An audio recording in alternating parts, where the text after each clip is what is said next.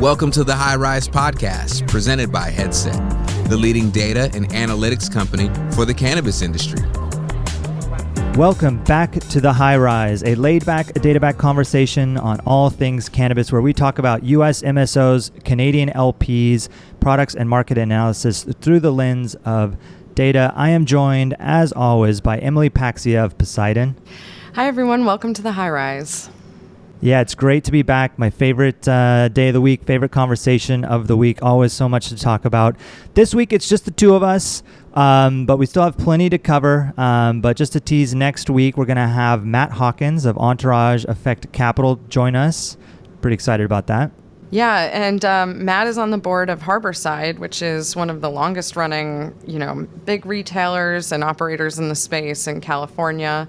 And we'll be talking a little bit about that exciting transaction where we saw that they acquired Sublime, which is a product company in California that also has a deep history. So exciting things to talk about. So looking forward to having him on. Yeah, absolutely. And that's a great point about Harborside. They have been around for so long. And they've done a lot for the industry too. I remember in the early days, really going to bat with California, with Oakland, and changing policy, and the D'Angelos. It'll be great to hear a lot of that story, and for sure the Sublime news. That's pretty big news, and it's great to see that deal closed. So that'll be next week. But this week, let's start by talking about the USA and MSOs or SSOs, so multi-state operators or single-state operators. And maybe we'll start with the single-state operators. Headline this week, parent company and the Glasshouse, both single-state operators in California, both publicly traded. Glasshouse relatively recently as they de-SPAC'd. Terminated their agreement and $50 million investment. And we covered this a few weeks ago when they announced the agreement. And, to me, it was really interesting in the context of, I certainly think of them as two heavyweights in the prized state, the state that, everyone wants to win. Very similar approaches in the sense of we're going to build brands here and we're going to take them to the rest of the U.S. But then they had this supply agreement kind of working together behind the scenes. And I remember I talked to Graham Farrar over there a while back and kind of mentioned that. And he's at Glasshouse, and he mentioned it's kind of like an Apple-Samsung relationship where Apple was making iPhones and Samsung's providing the memory, the flash memory for those phones, even though Samsung is producing competitive phones, right, to the iPhone with Android phones, like their Galaxy line. And I thought that was an apt analogy, but for whatever reason, this seems to have fizzled out. And there's not a lot of detail in the press release. They just made the announcement. So kind of just a notable news item. Any thoughts on that, Emily? Yeah, I mean, all of these transactions that we're seeing in the industry are very complex. I mean, we talked about the True Leaf Harvest transaction. This is more of a partnership for supply agreement or an offtake agreement, but also very complex. And I think that the analogy is very interesting because, while we're looking at competing in these markets, we still have so far to go to lift it up and to get it to the next level and really to get the supply into the market. And this seemed like that's what they were going to achieve by coming together. But I know, because we work on a lot of transactions, that there's the starting line and then there's the next starting line. So it's almost like a finish line that then begins again. And they were marching towards the final details on the offtake agreement. And it was going to be a beast of an agreement, a very large and significant one for both parties. And so they just couldn't get to the terms, the final terms. And this does happen a lot from that initial agreement to the final details of these agreements. But this is like a first of a big one in our industry that where it kind of got going and it didn't really get off the official starting line. So we know this will happen time and time again. But I think it's just a reflection on how big and complex these deals are and what it really means to both sides. I also think that maybe it was a little early for that agreement. Both companies had just gone through, parent company had de-SPAC'd, Glasshouse just de-SPAC'd. And so it's like you're going through these steps. And so maybe it's a walk, not run kind of a thing. Maybe they revisit it down the line, or maybe not. Maybe they decided they want to compete more than they do want to be kind of in the same boat together. So it is interesting. It's nothing's ever easy, and I think this is just one example of it, but we'll see what comes next. I think everything else is just conjecture, but that's just where I'm thinking on what happened there.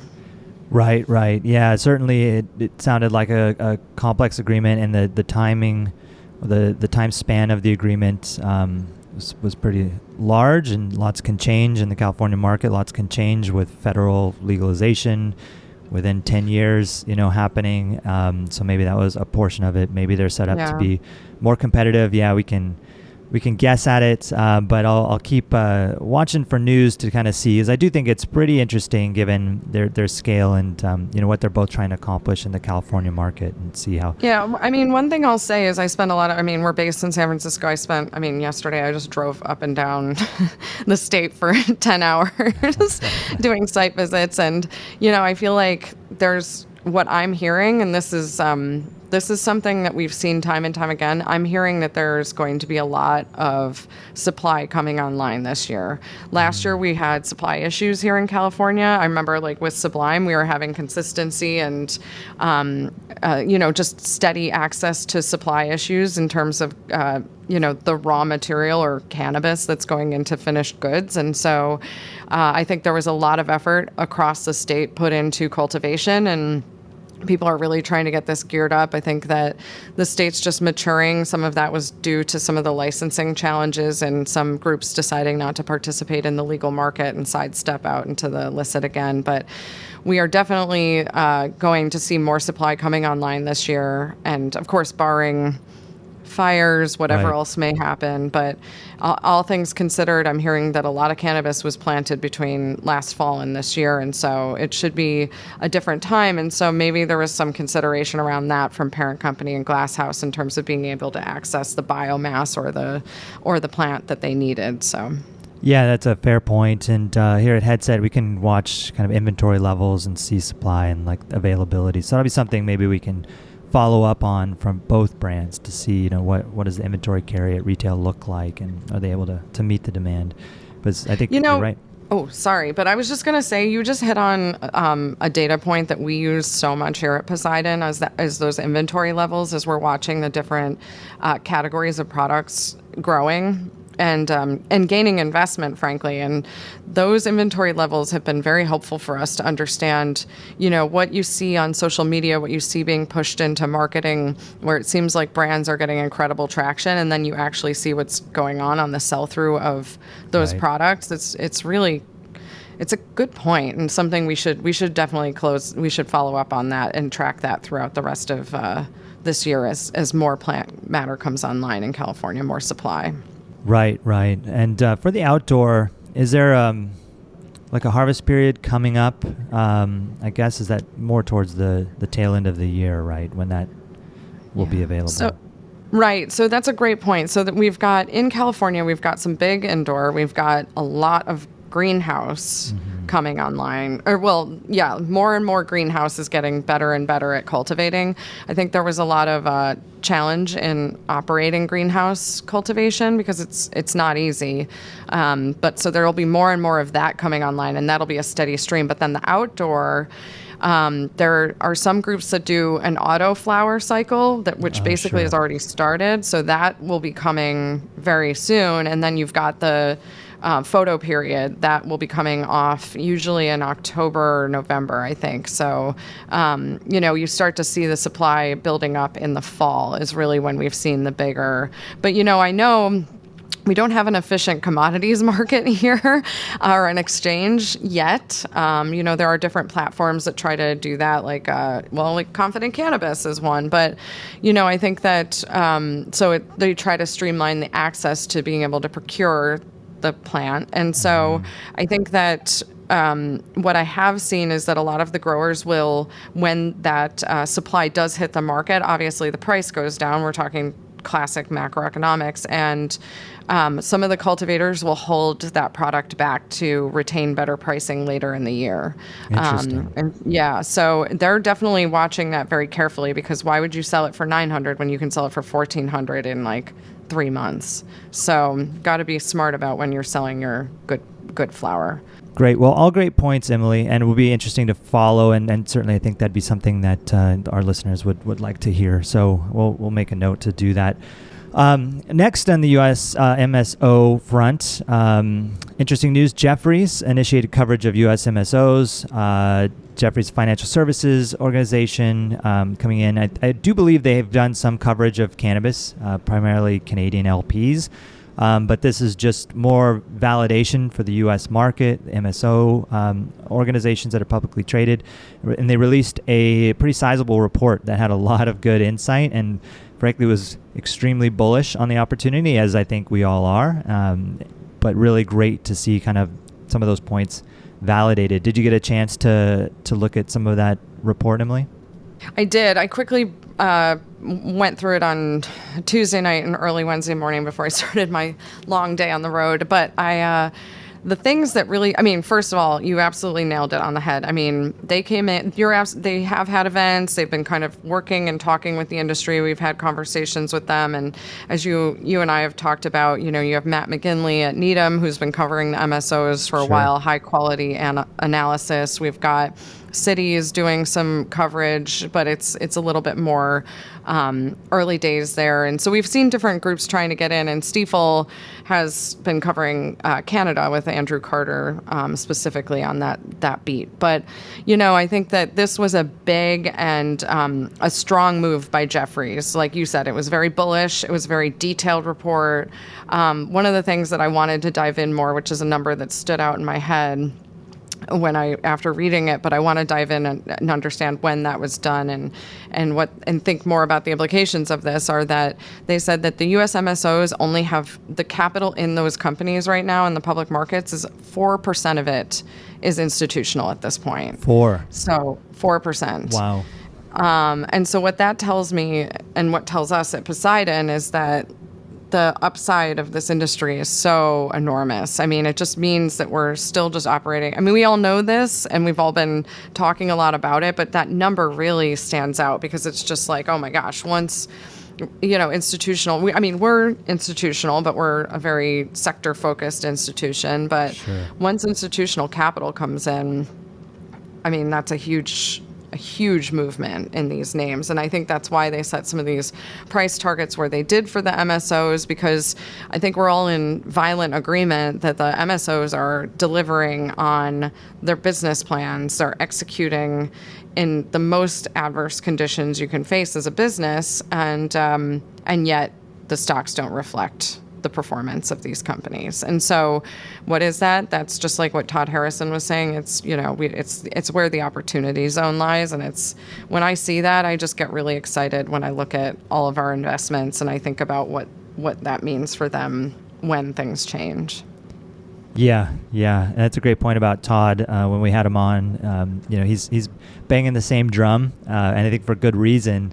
And I did see he posted about this, and he mentioned that he did not write this report because it sounds so familiar, right? Very bullish on the industry, once in a generation opportunity, all these things that they're calling out as well. So it really validating and just exciting, like the amount of upside that we're going to see here, and hopefully sooner than later. I think the report is like 200 plus pages, so there's a lot in here, but just great to see more validation. And we talk about it week over week, whether it's safe banking as a start to a path to eventually uplisting or federal legalization. Something's going to trigger some big change here, and we'll probably see more of those traditional institutional investors coming in and really changing the game. I mean, there's a lot of retail investors obviously that are helping here, but I think with the institutions coming in, it'll be pretty significant. I mean, we saw that when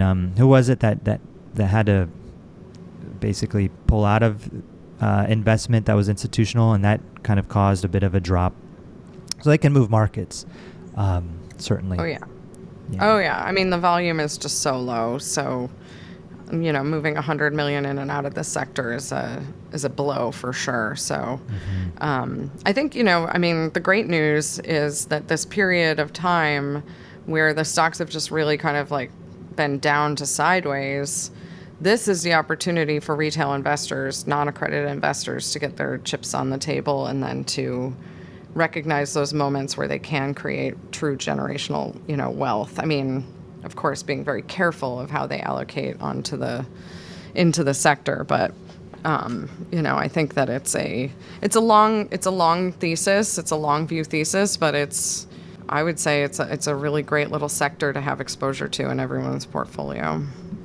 Totally agree. Well, let's move on to Canada and Canadian LPs. So one notable item I think this week was around Sundial, and Sundial added an additional 350 million Canadian to their investment arm of the business. And I know we spoke about this in a past episode when they first did this. Sundial capitalized quite a bit in the public markets. It seemed to be one of those meme stocks, so to speak, and captured quite a bit of capital. And this is looks like how they're choosing to deploy it. I know they did some other things around the retail side of the business. I feel like this is a signal that maybe they've maximized on the Canadian opportunity. They have their CPG brands there, which is how they started. They have the retail organization now that they've invested in with Inner Spirit, and now this is kind of the next item, right? And they already did this, but now they're kind of doubling down on this. So maybe, to me, this seems like a way to maybe capture some of the ancillary opportunity in the space. All the ecosystem that's being developed around it. Maybe invest in other plant touching properties. I'm not really sure, what they are planning on investing in and how they're planning on investing. And I haven't seen any headlines around it, but it's quite a bit of capital to deploy out there. So kind of an interesting angle. I know that, when we look at the other kind of competitors out there and how they're investing in the U.S., it seems to be into these CBD brands as a way to try to drive brand awareness before federal legalization in the U.S. and get a toehold, so to speak. We know with Afria, they did the deal with Sweetwater and the beer company that we touched on last week around some of that cross-pollination between their brands. But this might be another clever way to make investments. I'm not totally sure, if they can invest in the U.S. And how that looks given their NASDAQ, but maybe it's a bit different, just how, they can introduce CBD brands and be publicly traded, their competitors. So just interesting note, and just more capital coming in. And I think it's pretty smart strategy, but it is two businesses now, certainly. They have this sizable investment arm, and they have the plant touching production and retail arm. Yeah, I mean, maybe they're going to pivot into being like a diversified holdco, like a Compass Diversified Holdings or something like that, and ultimately in the end of the day. But I think it's very smart of them to take advantage of that meme stock moment and to cash up and to be able to use that for strategic opportunities. We've seen in the U.S. that the MSOs who have access to cash have done well. In the early days in Canada, that was the way to go. But I think you're absolutely right about the Canadian opportunity kind of being at its mass saturation right now. And now to think about how they can expand into other regions. I mean, if I were them, I'd be looking at Latin America and maybe parts of Western Europe. As a way to participate. The U.S. opportunity is so massive, but the only reason that they've got the cash is because they're on a listed exchange. They have the access to investors that the MSOs don't. So to lose that is kind of I actually don't think it's worth it for them right now based on, what they've been able to turn what was kind of like in a really rough position company into a company with a really strong, a wealthy balance sheet. So essentially, we see this in other industries, like PayPal has a venture arm, other big corporations have venture arms, and they do it as ways to maybe like invest into things that then they incubate and bring under the fold of the bigger company. There's ways to approach this, but I think it's a great way to take advantage of what has been going on in the stock market. So good for them. Yeah, great points. Let's move on to industry news. I think the biggest, a massive headline last week and into this week was Sha'Carri and the Olympics and the ban for cannabis consumption. These these types of headlines are so devastating, you know, when you see all this progress happening in the industry and all this good stuff that we talk about, and, you know, this happens. It's just brutal, you know. And I wrote recently when the NFL made the investment to study, you know, cannabis and their players and the efficacy. You know, they made a very tiny investment, but at least they acknowledged it. And I was reading about the World Anti-Doping Agency, and, you know, back in 2018, they actually removed CBD from their list of banned substances, and they do allow athletes to have THC in their system when they're doing random out-of-competition drug tests. So it means, you know, athletes can consume, but they do have they have it as a prohibited substance for post-race or in-competition drug tests, and I guess this might fall under that. But just, you know, signals like we really need to see some change here. I think the, you know, only silver lining, if there's any silver lining, is it's going to force a conversation. I mean, this was, you know, fastest person, you know, in America going out to the Olympics, and now can't represent this country. And, you know, hopefully people in America realize, like, that this is bad for us, you know, that we should have let her go, and the doping anti-doping agency should really reevaluate this stuff. And I know, you know, Emily, you're really close to Athletes for Care. Mm-hmm. And I think that there's you know, a mission that's very similar here, changing perceptions and so on. So, you know, given that you're so close to, you know, Athletes for Care for so long now at this point, you know, how do you see, you know, this whole thing? Yeah, so just for everybody, Athletes for Care is an organization with athletes, professional athletes, who have come together because they feel as though, you know, as our heroes, just like, it's very interesting because we have the veteran community, which I think gets, you know, has not been granted enough access to cannabis. I think Canada did a much better job with that. We have our veterans, we have our war heroes, and we have our athletes. And these are the people who we hold up in our society as the people who, you know, we really respect. They're the champions of our lives. We get to watch them perform, but it's at great cost to their bodies. And there's a lot that goes on with athletes where they get pumped full of opiates, they get pushed back out onto the field, they have injuries that can impact their lifespan, the quality of their life, their relationships, like such as the head injuries. And Athletes for Care is very much about focusing on how do we do a better job of caring for our athletes, and especially, like, how do we do that through the entire professional process, but then how do we do it on the backside as well? How do we make sure that when someone's served a very successful but yet mainly potentially very painful career, how do they come out and have the support that they deserve? And so I got involved a couple years ago, and it was one of the most incredible things to meet the athletes and to meet the athletes' families and to hear about how cannabis has changed their lives, because they were, you know, pumped full of opiates, and that changes people's personalities. It can make them very aggressive or very, like, unhappy or disconnected. And I met some of the wives of some of these athletes, because at the time it was predominantly male athletes that I was meeting, but we do have a lot of female athletes in the organization as well. They couldn't say enough about how this changed their entire family and basically saved their relationships and saved their partners who were competing at these tremendous levels. So Athletes for Care, obviously, like, I thought about this when I saw what happened to Sha'Carri. I mean, I just have to say, too, in our society, the way that we have these different role models or the people that we hold up on a pedestal, she is somebody that I was so excited to see running in this year's Olympics.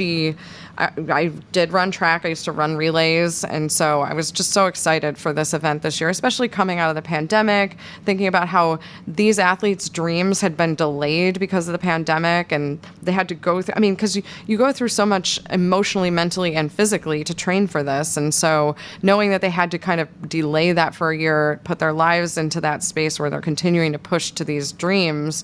And she's just the fastest and so fun to watch. And so I just felt like we've taken someone who could have been a great role model for especially young women everywhere, to see this woman who's really, you know, clearly she has family issues. That's how this all happened, as a reporter basically blew up this story about right in front of her. She had no idea that her biological mother had passed away, and a reporter asked her about it in an interview. And obviously that just kind of like threw her off her center. I mean, how could you not? Even if, no matter what your relationship is with your biological mother, if it's good or bad or complicated at the very least, that's going to surprise you. And the way we think about how people cope with things, she was in a legal state, and so she consumed cannabis. She didn't go out on a drinking bender. She didn't pop a lot of pills. She didn't do a lot of things that a lot of people who maybe of weaker character might have approached, how they may have approached this. She took a very responsible approach. But the rules are the rules, which is what everybody keeps saying. And my argument on this is that the rules are outdated and unprogressive, right, and unthoughtful. And so I think that, we at Athletes for Care, there's a lot of raising of awareness around how cannabis is a productive and positive impact on athletes' lives for everything from post-training to mental emotional relaxation, all of these different things. I mean, it's a really important thing. And so we are really, as an organization, leaning in on supporting this and supporting athletes around this. And I do think we've seen some change in the leagues, but this is definitely a gap in progress for sure. Yeah, and it's a great point. I mean, rules can be changed, and I think in this example, it's extremely clear that it does need to be changed and not treated as a performance-enhancing drug in the same way, especially when we're regulating it like things like alcohol. It's just untenable, and hopefully this forces the conversation and makes people really look at it pretty closely, and maybe we'll see some change. I'm certain that she'll be on the right side of history of this one, and will always be like that story of like, here's another prohibition story.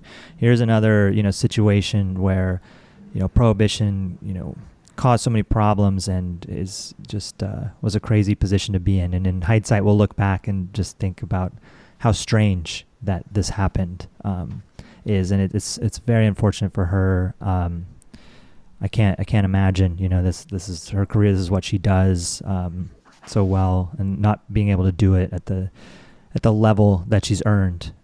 It's pretty disappointing. Other news around this, there was a recent poll, YouGov, who's done some polling work in cannabis before that we've talked about. They surveyed 30,000 Americans about the decision, and they found that a majority of women actually opposed the suspension versus supported it, and it's actually flipped for men.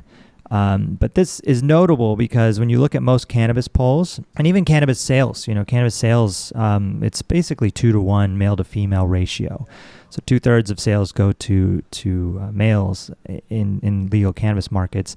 But you're seeing here, women opposing the suspension, which, hopefully will start to get those numbers up on supporting of legalization and ending of prohibition, right? Because they see kind of the disconnect here. So that's, kind of interesting, I think, and worth noting, and hopefully it continues to move the needle for more adoption. I mean, we are in a majority of Americans that, believe cannabis should be, legalized and decriminalized and so on. But when you look at the male-female split, it's females usually a little less than male audiences. And again, that could be reflected in how people are purchasing it. But, situations like this may force some perception changes there as well. And then, further progress towards legalization. So only silver lining I can find in this whole situation. Yeah, I would say there's one other thing that I thought was a good...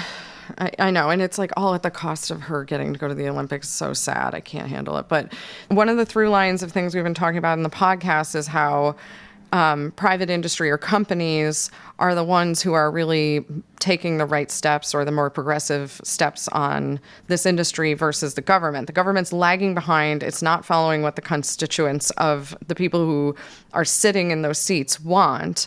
But you're seeing, we saw Amazon make a step forward, and now we're seeing that Nike really stood up behind her. They didn't go crazy with it, but they said, we support her, and they're going to continue to work with her in a sponsorship role. And I feel like that's a really important piece of being behind her on this from Nike. Nike is one of the biggest brands around fitness and athleticism in the world, or maybe the largest. And the fact that they they said we support her and they respected the way she managed through this, I feel like is a big sign. And so I'm curious to see if Nike starts to take a different step on this. But again, it's just like, here's that big gap between government and industry and how we're supporting this this new market. So yeah, great point. And Nike's in Oregon there, right? In Beaverton, I believe. And so, legal state, been legal for a long time, very progressive state.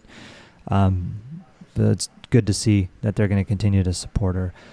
Well, we'll see how this changes things. But yeah, hopefully only for the better. So other news, this week, California announced a billboard ban. It's a very specific ban. It has to do with interstate highways, and so there's a lot of highways in California that run interstate, right? Move up into Oregon, move across into Nevada, and so on.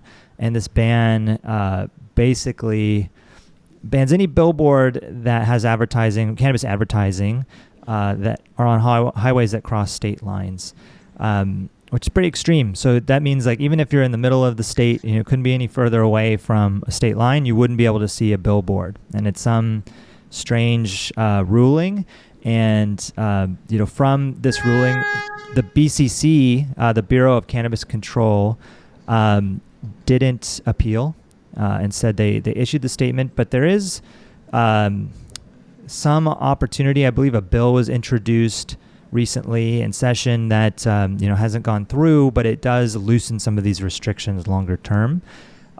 Where it'll be, only a certain distance from the states, something like a 15-mile radius. So if this bill gets through, it'll change kind of this ruling. Of course, they could appeal. It does seem pretty heavy-handed. But I bring it up because recently there was some news around the UN, and the UN promoted a ban on cannabis advertising, which is in one sense, one step forward, two steps back. Like, at least they acknowledge that there's a market for cannabis, and cannabis will be purchased. Before, it was very much like, should be prohibited, cannabis should be illegal. But now they're saying, we should have a ban on advertising similar to tobacco. You have California doing this. And when we're talking about, regulating cannabis and treating cannabis, like alcohol, or, cannabis for wellness, for pain management, these things, I think that we need to have a framework for marketing. It's already hard enough to market cannabis. These cannabis brands, you're locked out of traditional marketing channels, especially in the digital world, like Google, Facebook, Instagram, and so on. You constantly see Instagram accounts getting, pulled down for whatever reason, but cannabis brands having struggles there. So, to see this California billboard ban is pretty disappointing. Hopefully this bill gets through and it loosens it. And sure, you can't maybe advertise right across the state, although I believe most states on the border of California are legal.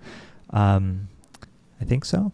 But I got to go back to my fourth grade geography to make sure. But we got Nevada and Oregon, for sure, legal markets. Arizona now legal. So anyways, it makes me think like we need to get in front of this as an industry. And I know there are some, groups that, are working on this. But when I think about alcohol, there's a lot of self-regulation there with things like age gates on websites, and to make sure that they don't end up like tobacco where it's, no marketing allowed whatsoever. But I think this is just maybe canary in the coal mine, right? Like, we talk a lot about, changes at the federal level. When you look at Canada and, what happened there, is particularly around packaging and branding on products, so limited, this tiny little logo, single color package.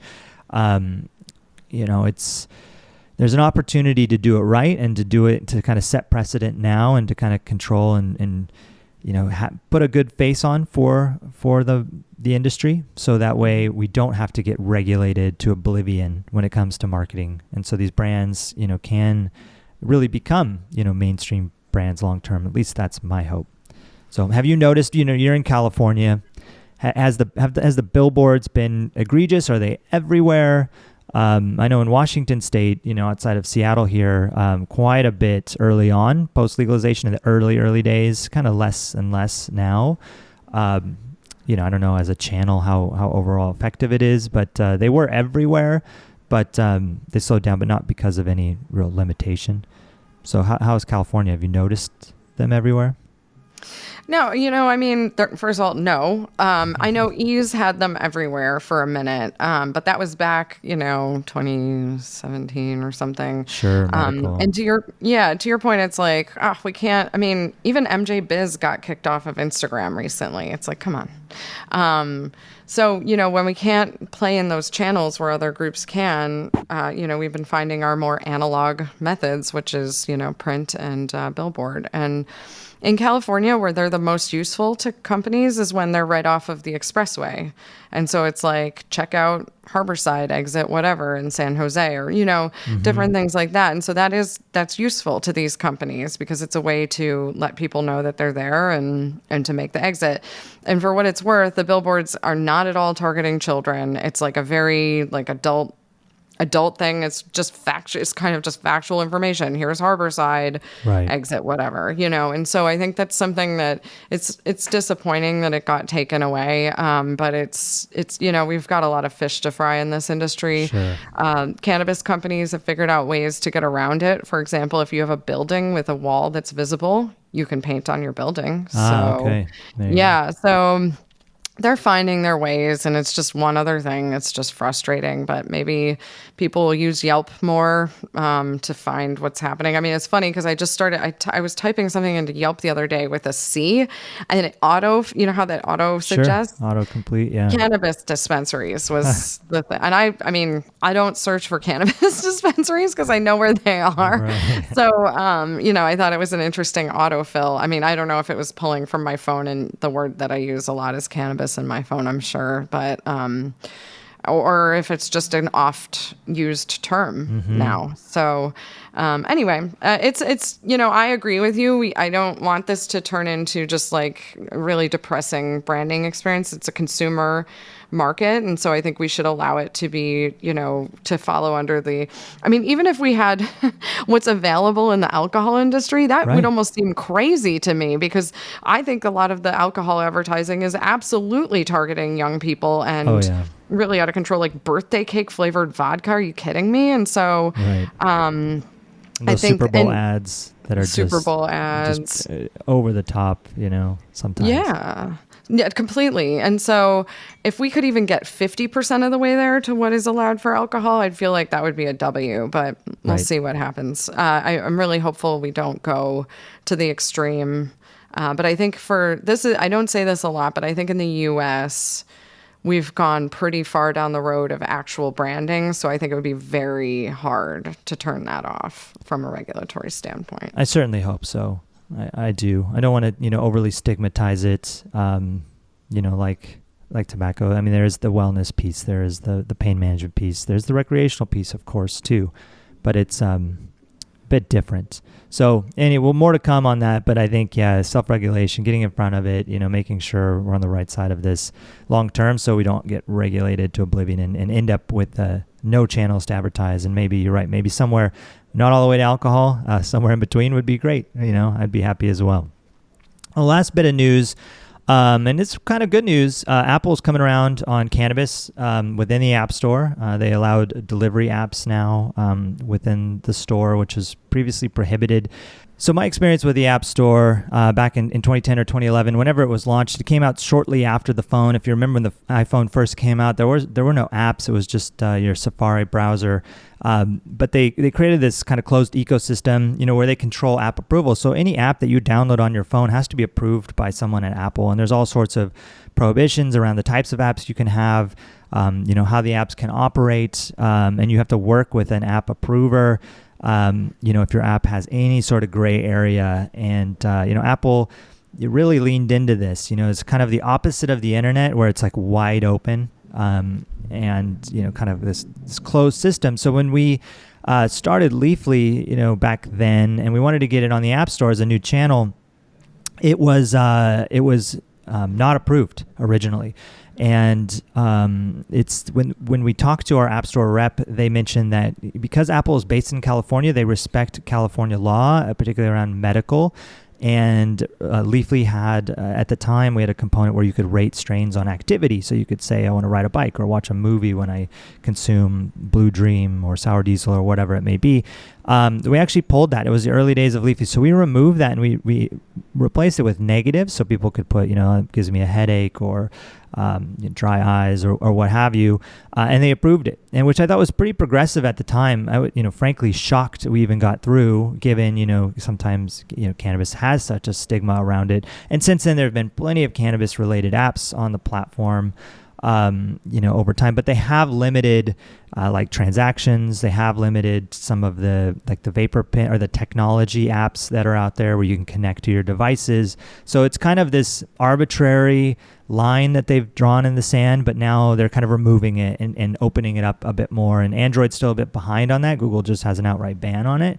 But, I think it's good and it's interesting to see some of this progress here, and hopefully, that we see this type of behavior from Instagram and others, where they stop pulling accounts for this type of thing, where they removing MJ Biz is crazy. I had not heard that, an industry association.